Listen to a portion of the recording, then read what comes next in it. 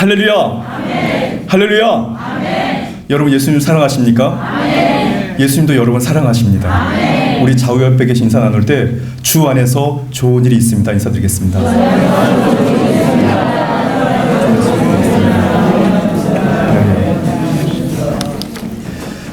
저는 오늘 본문 말씀 히브리서 9장 14절의 말씀을 가지고 성령의 생애라고 하는 제목으로 잠시 은혜의 말씀 나누고자 합니다. 여러분 함께 고백해 보실까요? 성령의 생애. 성령의 생애. 성령의 생애. 성령의 생애. 예수님의 생애는 오직 성령에 사로잡혀서 그리고 오직 성령으로 말미암은 생활을 하신 분입니다. 그래서 예수 그리스도 주님은 하나님이시면서 그리고 또 저와 여러분 똑같은 인간의 모습으로 이 땅에 오셔서 성령의 사로잡히심을 받고 성령에 이끌려 성령으로 말미암아 하나님의 거룩한 사명을 잘 감당하셨다가 그리고 우리 죽어져갈 영혼들을 살리는 구원의 완성을 이루신 분입니다. 예수님께서는 그렇게 육신으로는 감당할 수 없는 육신을 입고 살아가셨던 예수님께서 그 일을 감당할 수 없는 주님의 갈보리 십자가 피의 그 제사를 성령에 사로잡혀서 그 일을 감당하셨고 그렇게 저와 여러분들이 2020년 10월 9일 구원의 자리에 서게 된 것입니다. 여러분 믿으십니까? 갈보리 십자가 주님의 그 피의 제사 그 사건은 인류 최대의 사건이었음에 불구하고 그리고 더 나아가 오늘 본 말씀에 나와 있는 영원하신 성령으로 말미암아 가능하게 된 것인 것을 꼭 기억하시기 바랍니다. 결국 예수님께서 이 땅에 살아가셨던 그 생애는 성령의 생애로 살아가셨던 겁니다. 예수님을 닮아가고 예수님을 쫓아가야만 하는 바로 저와 여러분들은 그렇게 예수님과 같이 성령의 생애를 살아가야 하는 것이 마땅한 것이고 그것이 바른 길이고 그것이 우리가 살아갈 길인 것, 사는 길인 것을 믿으시기를 예수님의 이름으로 축복합니다. 저는 종종 교회에서 아니면 또 친구들과 이렇게 만날 때 아무 생각 없어 이렇게 얘기할 때가 있습니다. 일부러 그렇게 아무 생각 없는데요. 아무 생각 없습니다. 이렇게 고백할 때가 있습니다. 저는 타고 나기를 조금 잔재주라고 해야 될까요? 저는 원숭이띠입니다. 그래가지고 잔재주가 많습니다. 잔꾀도 많이 부리고 그러다가 늘 실수하는 것이 괜히 그랬다. 그냥 원래대로 하던 대로 그냥 갔으면 좋았을 걸 하는 그런 후회를 많이 합니다. 그러다가 그것이 사람이 바뀌지 않지 않습니까? 그런데 스스로를 통제하기 위해서 아무 생각 없습니다. 전 잘 모르겠는데요 하면서 사실 그렇게 하다 보니까 맞는 것 같습니다. 저 생각에는 이렇게 하면 목회가 잘 될 것 같고 이렇게 하면 성도들과 함께 좋은 은혜가 기쁨의 은혜를 누릴 것 같은데 그것은 저의 생각이고 하나님의 생각은 또 다르다고 저는 분명히 믿습니다. 그래서 항상 하나님께 저의 인생도 맡기고 저의 생애도 맡기려고 애를 씁니다. 저는 우리 여의도 순복음교회 처음 출석했던 것이 1978년도였습니다. 아주 오래전 얘기죠. 저에게는 말이죠. 그때 초등학교 4학년이었고 연년생이었던 저 바로 밑에 남동생이 초등학교 3학년이었는데요. 부모님이 교회학교 4학년 아동 사부에다가 저와 동생을 맡겨서 저와 동생 손을 꼭 잡고 같이 4학년 예배를 드렸습니다. 첫날 주일 예배를 드리러 왔는데 이게 무슨 예배인지 옛날 전통 시장터인지 도대체 가늠할 수 없고 막 이상한 분위기였습니다. 사실은 교회를 가본 적이 없고 처음 교회라는 곳은 여의도 순복음에 처음 왔는데 말이죠. 그러다가 제가 집에 돌아가서 아버지 어머니한테는 말씀을 못 드렸습니다. 왜냐하면 여기 이상한 데인 것 같아. 그리고 막 소리를 막 지르고 그리고 뭐라고 당시에 교육자님께서 뭐라고 막 하셨는데 뭐라고 해야 되는지도 박수 치는데 옆에 있는 애들은 막 박수를 치는데 저는 박수를 못 치겠더라고요. 이게 입술로 기도하는 것도 모르겠고 그래서 사실은 고민 많이 했습니다. 한 주간 동안. 지금도 생생하게 기억납니다. 엄마 아버지한테 뭐라고 얘기해야 되지? 여기 좀 이상한 사람들이 모여 있는 것 같다고, 여기 가면 안 되겠다고, 그 얘기를 어떻게 해야 되나 고민을 많이 했었습니다. 근데 그 다음 주에도 여지없이 부모님 강제로 이제 교회 끌려가서 예배를 드리고, 그렇게 한 달, 두 달 시간이 흘러갔습니다. 중간에는 사실은 예배 드리기가 굉장히 불편해서 저 동생을 성전에 남겨놓고 저가 한강 백사장으로 그냥 도망갔습니다. 그래서 백사장에 가니까 지금은 잘 정돈이 되어 있었지만 예전에는 그냥 나무 막 쓰러진 나무들, 쓰레기들 막 이런 백사장이었는데, 그래서 한참 놀다가 거기서 놀다가 물장구 치고 놀다가, 지금은 안 그런데 예전에는 그 성전 밖에 원로 목사님의 설교 말씀이 큰 스피커로 막 나오지 않았습니까? 그러니까 그게 신호입니다. 이게 예배가 끝나는 신호인 줄 알고 대충 이제 들으면서 물장을 안 치고 있었는데, 주일 아침에 어디 팔당되면서 물을 풀었는지 갑자기 저가 백사장 앞에서 한참 놀던 저가 들어왔던 길이 물이 찬풍처럼 잠겨가지고, 그래가지고 바지를 걷고 뛰어 들어왔던 그런 기억도 납니다. 이상한 곳. 그런데 그것이 한 6개월 정도 지나고 한 7개월, 8개월 지나고 나니까 어느 순간 저도 박수를 치기 시작했고, 그리고 이렇게 도망가려고, 이렇게 핑계대고 예배를 안 드리려고 했던 저도 교회학교 선생님에게 사랑받으려고, 그리고 이게 뭔가 있지 않을까 어린 마음에, 그래서 은혜를 받기 시작했던 기억이 납니다. 좀 크게 말해주세요. 네, 알겠습니다. 여러분들은 어떻게 신앙생활 해오셨습니까? 여러분들은 지금 앞으로 어떻게 신앙생활 해 가실 계획입니까? 나의 생각과 나의 의지로 하는 것도 참 중요하지만, 그러나 사실 알고 보면 내가 하는 것이 아니라 하나님의 영이 우리를 이끌어 가야 하는 것을 다시 한번 꼭 기억하게 되기를 주님의 이름으로 축복합니다. 저는 오늘 본 말씀을 묵상하면서 예수님처럼 예수님의 생애로 살아가는 그런 인생은 어떻게 돼야 될까? 어떻게 하나님께서 원하시는 인생을 살아가야 될지, 저는 오늘 본 말씀에 근거해서 3가지 말씀을 전해드리려고 합니다. 첫 번째는 성령의 소욕을 따라 살아가는 것이 예수님처럼 살아가는 길인 것을 믿으시기 바랍니다. 갈라디아서 5장 17절 말씀에 육체의 소욕은 성령을 거스리고 성령의 소욕은 육체를 거스리나니 이 둘이 서로 대적함으로 너희의 원하는 것을 하지 못하게 하려 함이니라. 저와 여러분의 안에는 하나님의 형상과 모양이 그대로 있습니다. 그래서 이것이 육체의 소원인지 아니면 성령의 소원인지를 사실 알고 있습니다. 저는 성도님들을 이렇게 만나 뵙고 상담을 할 때마다 늘 느끼는 것은 성도님들은 알고 있습니다. 주의 종에게 와서 이걸 해야 될까요, 말아야 될까요? 이것이 바른 길일까요, 틀린 길일까요? 하나님이 원하시는 길일까요, 아니면 하나님이 원하지 않는 길일까요? 물어보실 때에는 저는 분명히 그 성도님이 이 해답을 알고 있다고 저는 늘 경험합니다. 그런데 주의 종에게 와서 다시 확인하는 것 같습니다. 그런데 그것을 알게 하시는 분이 바로 성령님이십니다. 그렇게 우리는 우리 안에 이것이 육체의 소욕인지 이것이 성령의 소욕인지를 알게 하신 주의 영이 우리 안에 거하시면서, 그래도 하나님의 일을 따라가야 되지 않겠냐고, 성령을 통하여 소원을 가지고 행해야 되지 않겠냐고 우리에게 자꾸 깨어서 우리를 재촉하시면서 우리를 이끌어갑니다. 그때 우리는 갈등에서 벗어나 결단하고 선택해야 되는 은혜가 있을 때 우리의 인생이 복을 받게 되는 것을 믿으시기를 예수님 이름으로 축복합니다. 그러나 성령님께서 저와 여러분이 감동하실 때, 이게 아닌데, 저가 살아온 경험으로는 이게 아니고 왼쪽 길로 가야 되는 것이 맞는데 하고 그대로 행하다가는 결국 낭패를 본 경험들이 많이 있습니다. 지금 조금 후회스러운 것은 저는 목회를 전도사 임명을 2001년도 7월 25일 날 우리 본교회에서 이제 임명을 받고 첫 사역지가 김포 성전이었습니다. 이 교회학교에 가서 열심히 사역을 하게 됐는데, 분홍색 전도사, 수련 전도사 바지를 달고 사역을 할 때였습니다.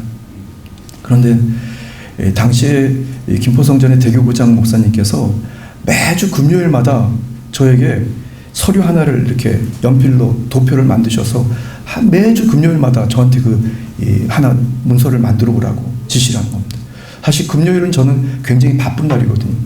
그날은 교회학교 교사 기도회도 있고 또 금요 성령대망회도 있고 뭘 준비할 것들이 많은 시간들이 필요한데 아니 교구일을 대교구일을 자꾸 저한테 시키니까 제가 한 달, 두 달 참다가 두 번째 달 참다가 이제 세 번째 달 들어가는 날에 대교장님께 그 서류를 다시 돌려드리고 목사님 못하겠습니다 이렇게 했습니다. 그야말로 수련 전도사가 아무것도 모르는 전사가 대교부장님께 대든 겁니다. 그리고 책상에 돌아와서 성경책을 다 준비해가지고 5층인 교회학교 교사실로 사무실로 올라갔습니다. 그리고 어떻게 교사 기도회 뭐 준비를 이렇게 다 끝나고 금요 성령대망의 예배에 들어갔는데 말이죠. 담임 목사님 말씀을 전하시는데 어떤 말씀을 전하는지 기억도 안 납니다. 그런데 말씀이 끝나고 주여 3창 외치고 기도를 드린단 말이죠. 여러분 그런 경험 해보신지 모르겠습니다. 숨을 들어 마시고 내쉬고 들어 마시고 내쉬고 그게 자연스럽게 해야 되는데 주여 3창하고 기도를 드리는데 숨을 들어 마시지를 못했습니다. 그러니까 자기가 그렇게 느꼈습니다. 분명히 숨은 쉬긴 쉬었는데 숨을 들어 마시지 못하니까 이게 가슴이 터져나서 막 죽을 것 같은 상황에 막 자기를 막 견디지 못하게 하더라고요. 그런데 말이죠. 그렇게 막 살려고 막 숨을 쉬려고 막 그러는 바등바등 하는 중에 한 5분이 지났을까? 선녀님께서 저한테 뭐라고 음성 같은 강한 메시지를 주셨냐면 이일섭 전도사 당신은 무슨 누구에게 대든 것이 아니라 반대한 것이 아니라 하나님 쓰시는 목사님에게 대들었다는 것을 저한테 확 말씀해 주시더라고요. 그때 제가 진짜 그 자리에서 눈물 콧물 막 쏟았습니다. 아 그렇구나. 사람 누구 어느 분에게 대든 것이 아니고 그 불순종한 것이 아니라 하나님 세우신 목사님에게 대들었다는 것을 성령님께서 가르쳐 주셨어요. 내 생애를 살아가려고 했었는데 육체의 소욕을 가지고 내 생각하고 결정하려고 했었는데 성령님께서 그 순간 저한테 가르쳐 주셨습니다. 그리고 20분 30분 막 눈물 콧물 쏟고 기도드리고 나서 말이죠. 그리고 얼른 예배가 끝나자마자 얼른 교우실에 가서 준비하고 있었습니다. 그리고 성도님들 다 환송하고 목사님이 딱 들어오시니까 목사님 드릴 말씀이 있습니다. 이렇게 잘못했다고 말씀드리려고요. 그랬더니 목사님께 딱 보시더니 목사님들 다 가시고 교육자들 다 가시고 보자 그러시더라고요. 그리고 자리에 조용히 앉아 있었습니다. 그리고 목사님을 만나 뵙고 목사님이 두런두런 얘기를 해주셨는데 그때 목사님께서 저에게 주셨던 조언들이 지금도 생생합니다. 하나님의 종들, 주의 종들, 모든 성도들은 자기가 하는 것이 아니라 하나님께 지혜를 구하고 주님이 원하신 것이 무엇인지를 찾는 것이 바른 것이다라고 저한테 메시지를 다시 주셨고 그때부터 제가 다시 한번 무릎 꿇었던 기억이 납니다. 여러분 성령님께서는 저와 여러분들에게 무엇이 틀린지 무엇이 그른지 하나님이 기뻐하시는 일이 무엇인지 하나님이 정말 불편하시는 일이 무엇인지를 우리에게 이미 다 알게 하십니다. 우리 안에 하나님의 영이 역사하실 때 우리는 다시 한번 결단하고 그리고 선택해야 되는 그런 은혜가 있게 되면 우리의 생애가 바로 예수님의 생애, 성령의 생애로 살아가서 하나님이 기뻐하시는 복을 받고 누리고 전하게 될 걸 믿으시기를 예수님 이름으로 축복합니다. 자, 첫 번째는 예수님처럼 성령의 생애로 살아가기 위해서는 성령의 소욕을 따라서 행하는 것입니다. 두 번째는 성령이 주시는 말로 살아가는 것이 바로 성령의 생애를 살아가는 것입니다. 마가복음 13장 11절 말씀에 사람들이 너희를 끌어다가 넘겨줄 때에 무슨 말을 할까 미리 염려치 말고 무엇이든지 그 시에 너희에게 주시는 그 말을 하라. 말하는 이는 너희가 아니요 성령이시니라. 예수님께서는 그렇게 제자들에게 사람의 말을 하려고 애쓰고 기쓰지 말고 하나님의 영이 말씀하라 하실 때 입을 열어서 말하라고 말씀하신 것입니다. 여러분들이 내뱉는 이야기가 여러분들의 생애가 되는 것입니다. 내가 내뱉는 말이 사실은 우리의 인생이 되는 것이고 우리의 삶이 되는 것입니다. 여러분들은 어떤 말을 고백하시고 어떤 인생을 살아가시기를 원하십니까? 성령의 생애를 살아가려 하는 것이 맞는 성도들의 인생은 바로 성령이 주시는 그 말을 하는 것이 맞습니다. 용서하고 이해하고 배려하고 때로는 축복하고 또 사랑하고 다시 회복하면서 저와 여러분들이 그렇게 성령의 말을 내뱉고 살아가게 되면 성령이 주시는 그 감동하시는 말로 우리가 행하게 되면 우리의 생애는 어느 순간 육체의 생애가 아니라 성령의 생애로 살아가서 그의 성령의 선한 열매들이 주렁주렁 맺게 되는 것을 여러분 다시 한번 체험하게 되시기를 주님의 이름으로 축복합니다. 원수 마귀는 끊임없이 저와 여러분들을 육체의 말을 하게 합니다. 정죄하게 하고 원망하게 하고 불평하게 하고 때로는 저주하게 하는 말을 쏟아내게 합니다. 그렇게 저와 여러분들의 분별력을 흐리게 만들어서 우리가 정말 하지 말아야 될 말을 하게 하고 그렇게 스스로를 육체의 생애로 살아가도록 하는 거짓의 영들이 있습니다. 그럴 때 여러분 결단하십시오. 성령님, 저를 좀 사로잡아 주세요. 이 혀까지 바로 원망하는 말, 질책하는 말, 이런 말이 쏟아질 상황인데도 불구하고 성령님, 저를 좀 도와달라고, 아무 생각이 없다고, 아까 제가 서두에 말씀드린 것처럼 말이죠. 저는 아무 생각 없어요. 주님이 저의 입술과 혀를 그냥 써주세요. 여러분들이 그렇게 여러분의 입술과 혀를 주님께 맡기고 방언으로 기도드리면서 주님의 도움을 구할 때에 여러분의 생애가 바로 성령의 생애로, 하나님 기뻐하시는 기적의 생애로, 변화의 생애로, 회복의 생애로 매일매일 주의 복을 받게 되시는 것을 믿으시기를 예수님 이름으로 축복합니다. 저는 오늘 성령의 생애라고 하는 말씀으로 세 가지 말씀드리고 있는데요. 첫 번째는 성령의 소욕을 따라, 두 번째는 성령이 주시는 말로, 마지막 세 번째는 성령의 능력으로 소망이 넘치도록 살아갈 때 저와 여러분들의 생애가 바로 성령의 생애가 되는 것입니다. 세계적인 이 첼리스트인 이 파블로 카잘스라고 하는 이 첼리스트가 있습니다. 그의 나이가 95살, 그러니까 95세가 되었을 때 어느 그 기자가 그에게 물었습니다. 선생님께서는 역사상 가장 위대한 첼리스트로 손꼽히시는 분입니다. 그런 선생님께서 아직도 하루에 6시간씩 연습을 하시는 이유가 무엇입니까? 이렇게 기자가 물어봤을 때 이 카블로 카잘스가 이 화를 잠시 내려놓고 다음과 같이 얘기했습니다. 왜냐하면 지금도 제가 조금씩 발전하고 있다고 생각하기 때문입니다. 위대하지 않습니까? 그는 그렇게 하루 6시간 동안 또 훈련합니다. 그리고 그 이듬해 그의 나이 96세가 되었을 때 하나님의 부르심을 받습니다. 우리의 나이는 사실은 나이에 불과한 것입니다. 우리의 인생에 환경에 주어진 여러 가지 스펙이나 모든 조건들, 그것은 그냥 환경과 조건에 불과합니다. 더 중요한 것은 저와 여러분 안에 성령이 주시는 소망이 있는가를 늘 점검하게 되기를 예수님 이름으로 축복합니다. 그 소망이 저와 여러분들을 이끌어가고 우리의 생애에 기적을 허락하시는 것을 믿으시기를 바랍니다.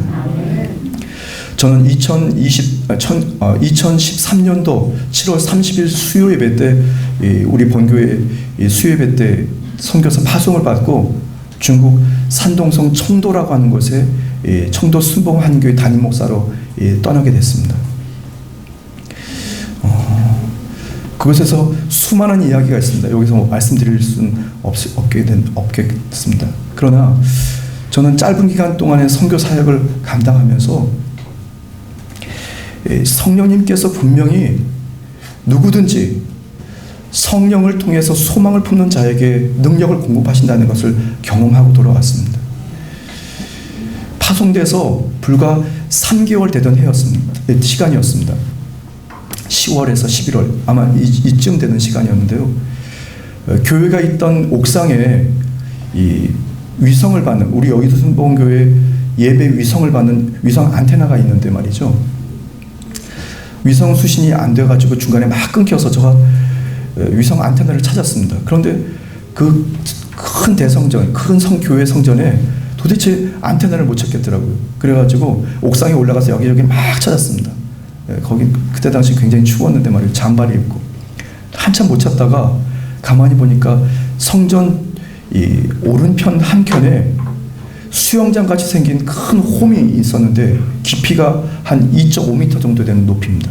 그러니까 옥상 위에 또 옥상에 있고 거기에 넓은 이렇게 움푹 파인 사각형의 어떤 또 홈이 있었는데 거기다가 그 위성 수신 안테나를 숨겨놨던 겁니다. 중국인들이 이제 그런 걸 다 철거해서 훔쳐가니까 말이죠. 그리고 그 사실은 공안들이라든가 종교국에 그게 발각이 되면 또 이제 제재를 받으니까 이 안테나를 숨겨놨습니다.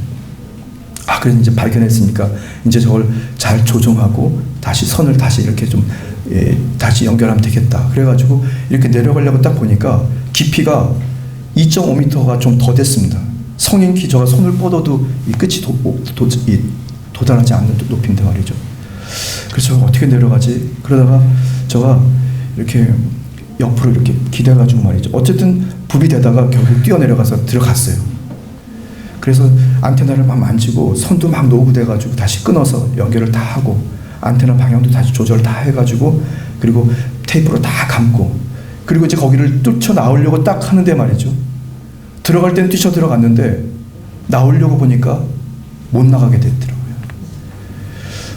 이거 어떻게 올라가지? 그래서요, 제가 거기를 어쨌든 뛰쳐 올라가야 되니까 말이죠. 뭐 딛고 올라갈 것도 아무것도 없었습니다. 아무리 손을 팔짝팔짝 떠도 그 위에 꼭대기에 손이 닿지 않습니다.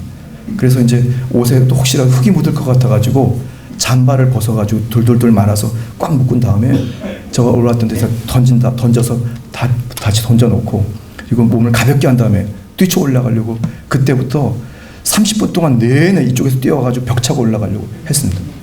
올라갔을까요? 못 올라갔을까요? 못 올라갔습니다. 바람은 불고 이제 10월달, 11월달 아주 추울 때였는데 말이죠. 그래서 이러다가 못 올라가겠다. 그래서 어떡하지? 그래서 이제 전화를 하려고 핸드폰을 꺼내려고 딱 보니까 방금 제가 이 잠바를 벗어가지고 묶어가지고 밖으로 던졌거든요. 연락할 방법이 없습니다. 올라가지도 못하고 누구한테 연락도 못하고 중국 청도섬 한인교회는 그 공장지대에 그 교회가 있어가지고 말이죠. 퇴근 시간 정도 되면 아무도 없습니다. 불도 안 켜지고 깜깜합니다. 사람도 없습니다. 그러니 제가 덜컥 겁이 났습니다. 이러다가 그냥 이래서 말라 죽는 건가? 그냥 굶어 죽겠다 이러다가 소리를 질러도 누구한테 들을 사람도 없고 말이죠. 그래서 그때부터 또 다시 막 바둥바둥 치면서 막 그 벽을 치고 올라가려고 말이죠. 1시간을 아무리 해도 안 됐습니다. 온몸에 막 그 시멘트 벽이 막 흙먼지가 묻고 말이죠. 손은 막 긁힐 대로 긁히고. 그래서 제가 근데 그때 이제 기도드리기 시작했습니다. 하나님 이거 파송된 지 3개월도 안 됐는데 여기서 이러다가 그냥 죽으면 아무것도 아닙니까? 그럼 이게 순교입니까? 뭡니까? 하나님을 해야 되지 않겠냐고. 그리고 그때부터 성령님께 도움을 구했습니다. 진짜 방법이 없으니까 말이죠. 성령님 살려주세요. 저 좀 살려주세요. 그 안테나를 숨겨놓은 곳이 성도들도 못 찾았습니다. 아내도 모르고. 그러니까 성도들도 거기에 숨겨져 안테나가 숨어 있는지도 모릅니다. 성도들이 다 떠나가고 나고 실제로 남아있는 세대 7세대밖에 없었으니까 말이죠. 성도는 15명. 목사님이 분명히 안 나타나면 없어졌나 보다. 아니면 중국들한테 뭐 잡혀가지고 어디를 그냥 갔나 보다. 그렇게 생각할 수도 있을 만큼 뭐 방법이 아무것도 없었거든요. 그래서 제가 이것저것 막 고민하다가 그리고 이제 하나님께 기도드리고 성령님께 도움을 구했어요. 성령님, 이거 저가 분명히 못 나갑니다. 이게 높이가 저 키가 172인데 아무리 팔짝팔짝 떠도 2m도 못 뛰는데 이거 어떡하죠? 저가 아무리 방법이 뭐 딛고 올라갈 것도 없는데 그냥 직각 90벽인데 말이죠. 90도 벽인데. 그래서 제가 성령님께 도움을 구하고 성령님 저 살려주셔야지 이 교회 살립니다. 성도들을 이끌어가게 되고 또 여의도 순복음교회에 좋은 소식을 전해야 되지 않겠냐고. 그리고 그 시간에 뭐라고 기도를 막 했는데 기도를 드렸는데 한 30분이 훌쩍 지나갔습니다. 시간이 보니까 살려달라고 찬바람 쌩쌩 불고 해가 지고 있는 그 즈음에 말이죠. 그리고 나서요 이때다 마음을 딱 먹고 하나님 이번 한 번으로 올라가겠습니다. 그리고 말이죠 이쪽 벽 끝에 대각선으로 딱 준비해서 대각선에서 대각선으로 뛰기 시작했습니다. 준비를 다 먹고 숨고르기를 한 다음에 확 벽에 부딪혀서 머리가 깨지는 한이 있어도 한번 부딪히고 올라가 보자. 그리고 치고 올라갔습니다, 여러분. 야, 그런데 말이죠. 이 벽이 있으면 손끝이 이렇게 딱 걸렸어요. 그것만으로도 사실 기적입니다. 그렇게 해서 벽에 걸려가지고 그 다음부터는 이제 벽에 손가락이 걸린 다음에 몸을 막 흔들어가지고 어떻게든 발을 걸러 올라오려고 말이죠. 쥐야도 하려고 막 미친 듯이 막 소리 지르면서 길을 빡 쓰고 다리를 착 차고 올라갔는데 말이죠. 한쪽 다리가 딱 걸리더라고요. 지금은 웃으면서 말씀드리지만 그때는 사냐 죽느냐 얘기했습니다. 방법이 아무것도 없는 상황에서 제가 성령님께 도움을 구하고 살려달라고 기도드리고, 그리고 그 벽에 하나 손가락을 끼고 막 흔들다가 그 발에 하나 딱 걸리고 나니까, 그리고 나서는 비비고 올라왔습니다, 여러분. 그리고 나서 이게 내가 하는 것이 아니었구나. 밑을 내려보니까 말이죠. 그 깊이가 얼마나 깊었는지. 그리고 하나님의 사실 솔직하게 말씀드리면 그때 성령님께서 미친 능력을 허락해 주셔서 살아났습니다, 여러분. 그리고 나서 말이죠. 한 3년이 지난 후에 청도 수목한영교회가 안정이 되고 성장을 해서 또 부흥이 돼가지고 부교육자를 모시게 됐습니다. 그 부교육자 키가 187이거든요.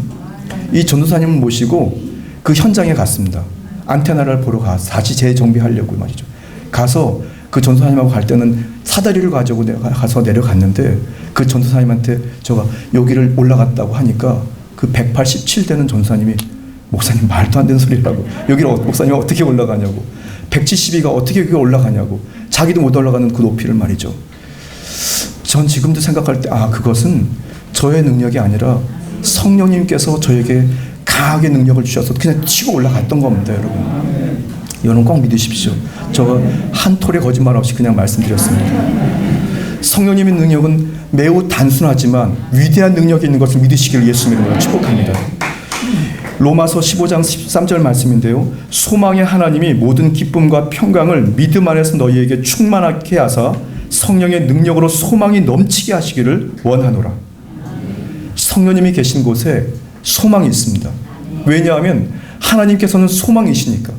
하나님의 영이신 성령님께서 우리 안에 거하시면 저와 여러분들이 소망을 따라서 성령의 생애를 살아가게 될 것을 믿으시기를 예수님 이름으로 축복합니다. 세상 사람들은 조롱하고 안 된다고 하겠습니다. 그리고 그것은 바보 같은 어리석은 짓이라고 생각할지 얘기할 수도 있습니다.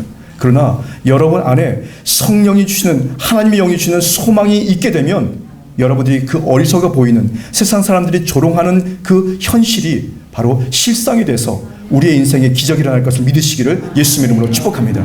그것이 건강의 문제가 되었던, 그것이 물질의 문제가 되었던, 아니면 그것이 영적인 문제가 되었던, 아니면 인간관계의 문제가 되었던지 간에 우리 안에 하나님의 영이 소망이 가득 차게 될 때 하나님의 역사가 일어날 것을, 하나님의 능력이 우리 안에서 드러나게 될 것을 믿으시기를 예수님 이름으로 축복합니다. 저는 오늘 3가지 말씀을 전해드렸습니다. 예수님께서 살아가셨던 그 생애는 성령의 생애였습니다. 예수님을 따라가야 하는, 그것이 바른 인생인 것은, 우리의 인생은 3가지 인생을 따라가야, 3가지 모습으로 주님을 닮아가야 되는데요. 첫 번째가 성령의 소욕을 따라 행해야 되고, 두 번째 성령이 주시는 말로 말을 해야 되고, 세 번째는 성령의 능력으로 소망이 넘치도록 되는 역사를 여러분들이 누리게 되기를 예수님 이름으로 축복합니다. 예수님 이름으로 축복합니다. 잠시 기도드리겠습니다.